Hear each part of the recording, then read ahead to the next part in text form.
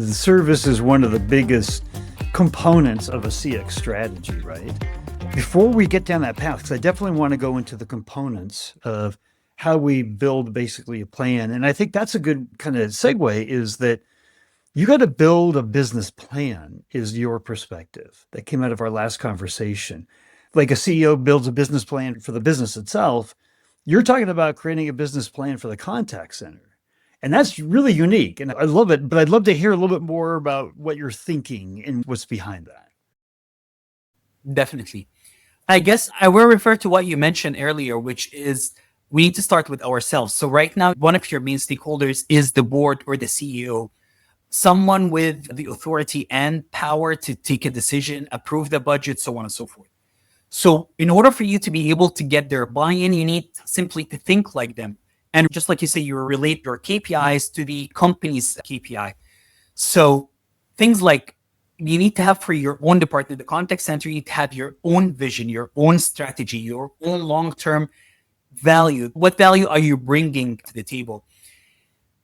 In other words, you need to treat your contact center as independent business unit. So it's as if it's a product. So right now, for example, if I have a contact center, how can I make this contact center generate revenue or save costs?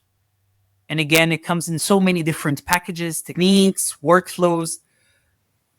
Contact center, it's where people are reaching out either for something as simple as a quick transaction. So I want to make a payment. I want to do something very, very, very specific. And it's transaction. It's not a complaint or anything. And sometimes you receive complaints, escalations, dissatisfied inquiries, so on and so forth. But again, it's a very good opportunity where you can run your own, let's say, survey, questions. You can get the customer insights. You can get their inputs. You can get their pain points.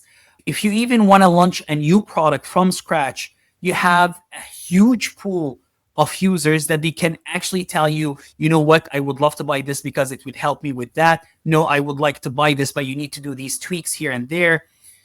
So again, treating your contact center as a separate unit where you need to have a budget. The budget is justified with proper staffing, proper technology, proper training. What's the ROI that the business is getting? And how can we measure it? And again, when I say how can we measure it, it's not the contact center traditional KPIs, but we're talking about churn. We're talking about, for example, can we compare the spending habits of satisfied customers versus dissatisfied customers?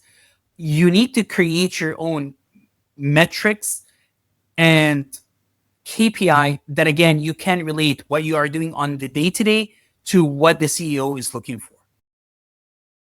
Do you have some of your own? You mentioned one, but do you have some of those KPIs or metrics that you've put into place that you think work well?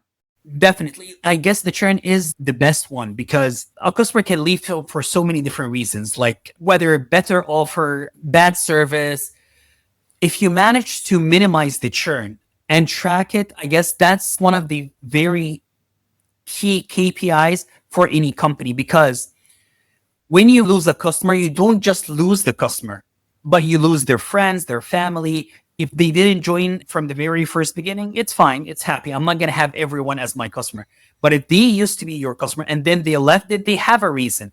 And when they leave, they will take some other customers with them, whether, again, their friends, their family members. They might even recommend the new service provider or the new product that they have purchased to others. So it's a big deal if you have a problem or a challenge with churn.